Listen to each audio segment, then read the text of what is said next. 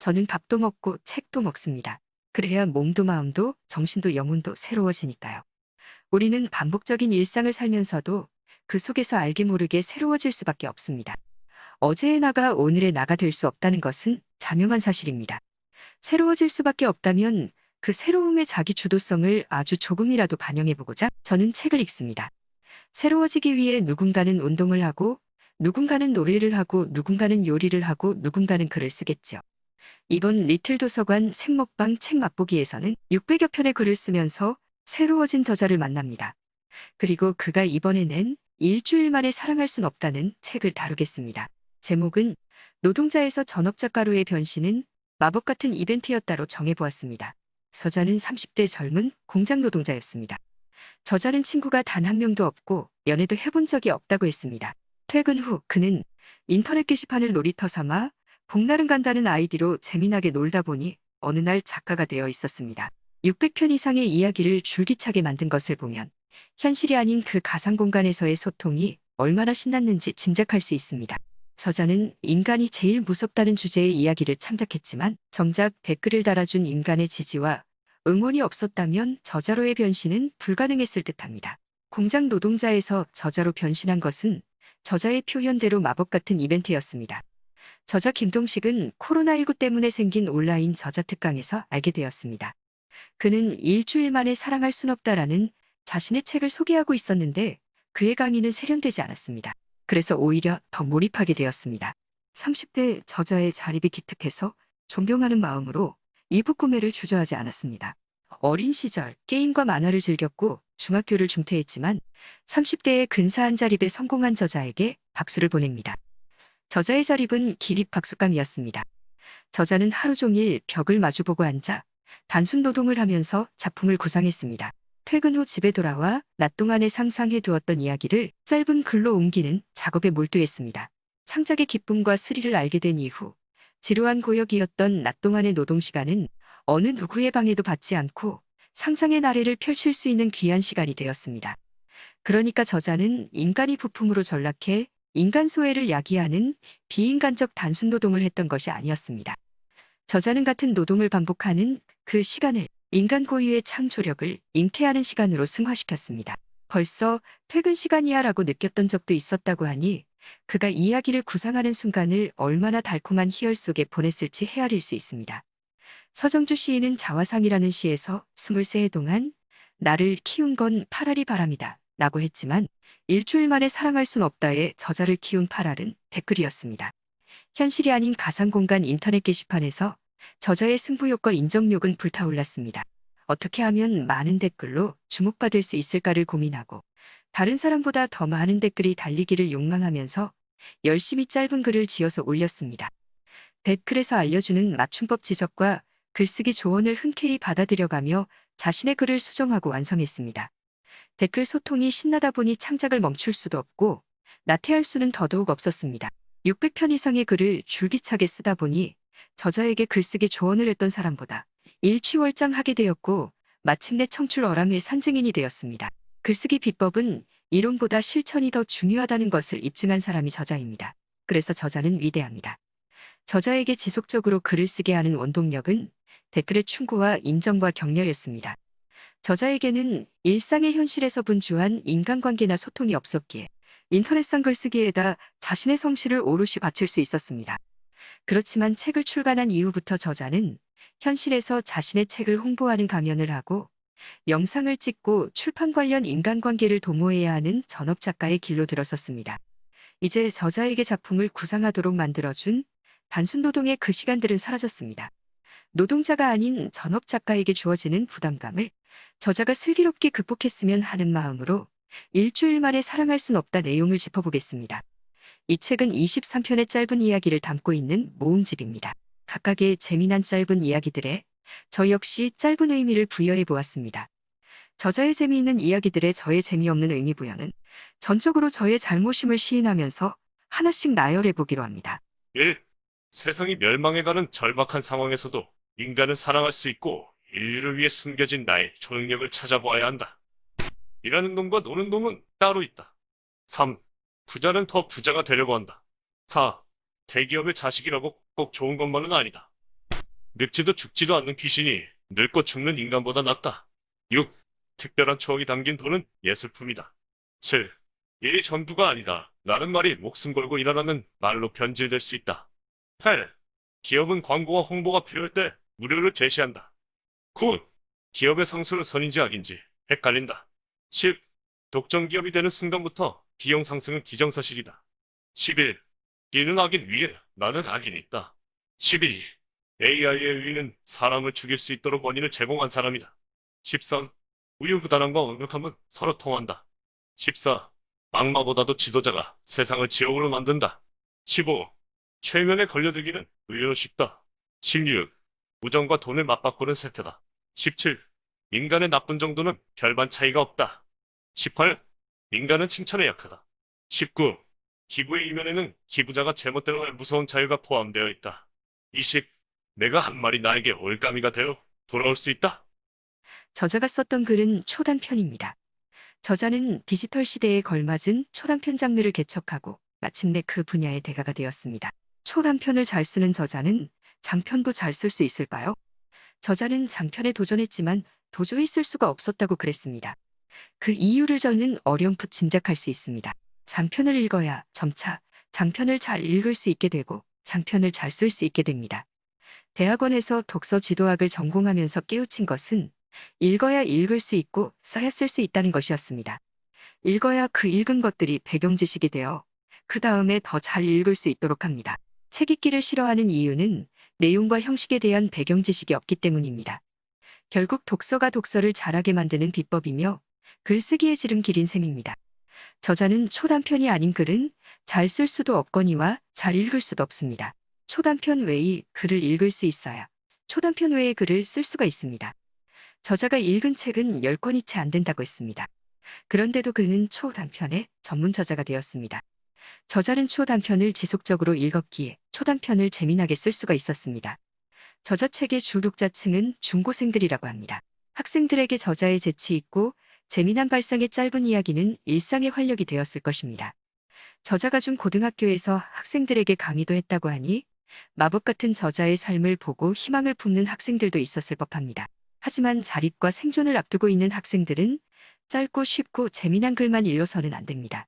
그랬다가는 길고 어렵고 딱딱한 글을 읽을 수 있는 능력의 소유자에게 이용당할 수 있고 그들의 밥이 되는지도 모른 채 그들의 밥이 될 수도 있습니다. 자립을 앞두고 있는 중고생들은 장차 부동산 계약서도 읽을 줄 알아야 하고 은행대출 관련 서류도 읽을 줄 알아야 합니다. 여기서 읽을 줄 안다는 것은 글자를 읽을 줄 안다는 것이 아니라 읽으면서 이해하는 독해를 의미합니다.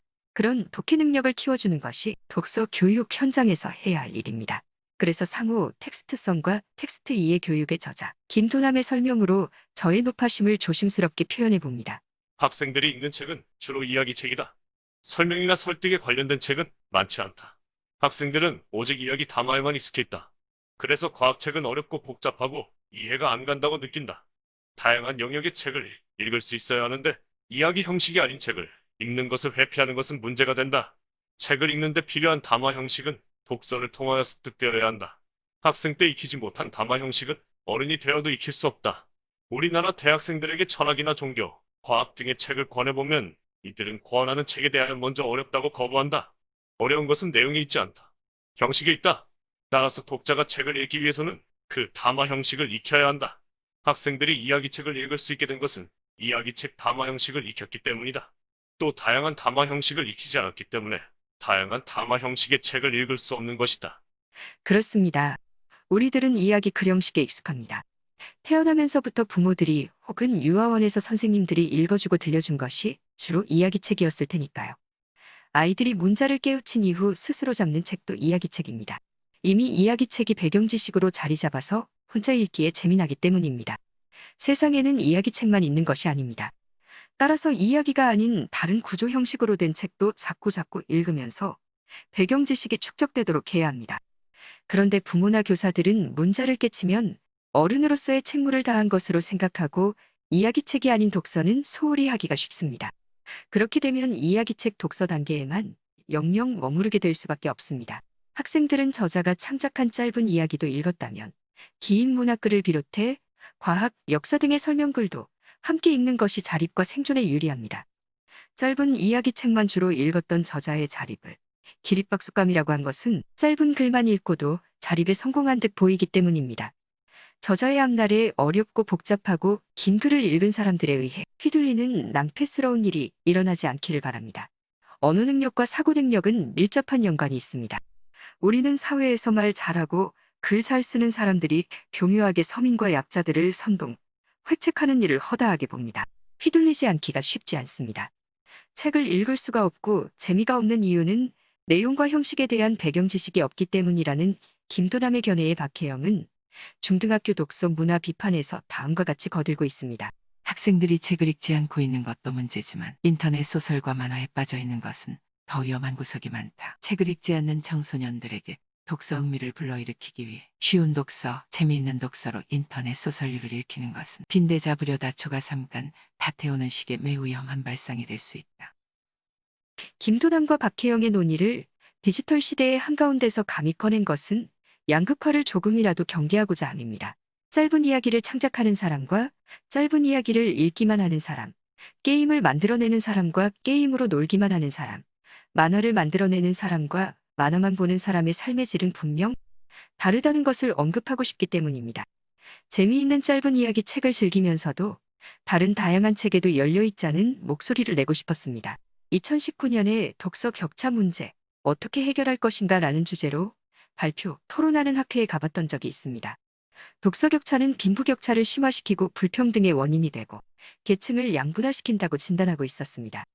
저층 계급은 문자를 겨우 익히고 쉬운 글을 읽는 정도에 그치고 상층 계급은 문화를 향유하는 독서로까지 나아간다고 했습니다. 독서와 신분이 관련 있다는 것을 수긍할 수밖에 없었습니다. 게다가 독서 격차 해소 교육은 참 요원한 일처럼 여겨져 착잡했습니다. 김동식 저자는 쉬운 글 읽기에만 머무르지 않고 짧고 쉬운 글이지만 그래도 쓰기로까지 나아갔기 때문에 격차 해소에 스스로 기여한 것입니다. 저자는 그래서 위대합니다. 이해할 수 없는 어려운 책들이 세상에 허다합니다. 저 역시 아무리 이해하려 해도 이해할 수 없는 책들이 무수히 많습니다. 그러면서도 목구멍이 포도청이라고 20년이 넘는 동안 초중 고교생들과 함께 글 읽기와 글쓰기를 뻔뻔하게 해왔습니다.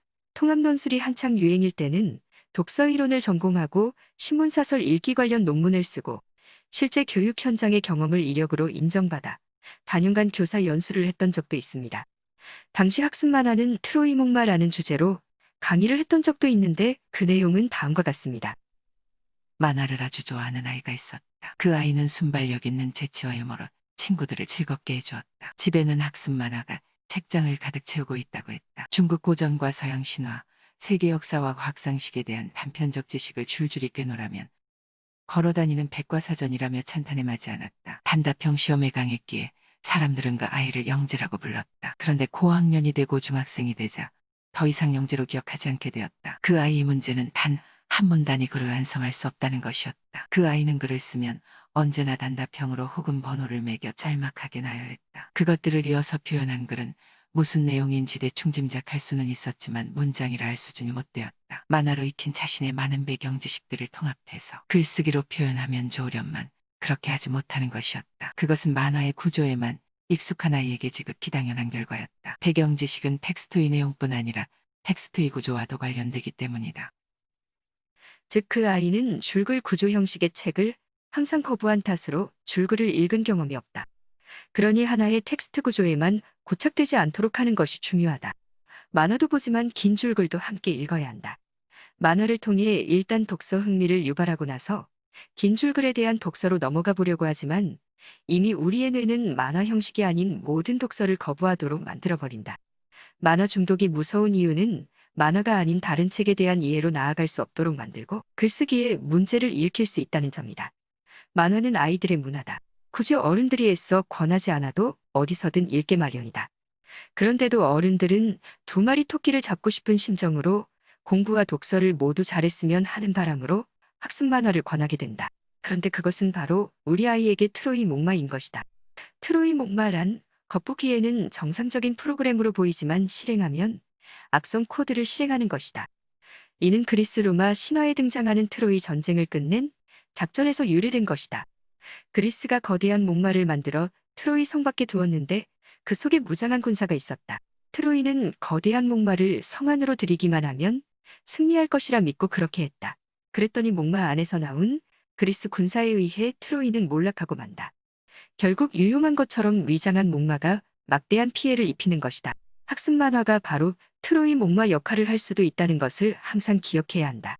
일주일 만에 사랑할 순 없다. 책의 추천에 글에서 김동식 소설집의 기획자 김민섭은 김동식 작가의 상상력이 만화와 게임 같은 데서 왔음은 여기저기에서 많이 드러난다고 언급했습니다.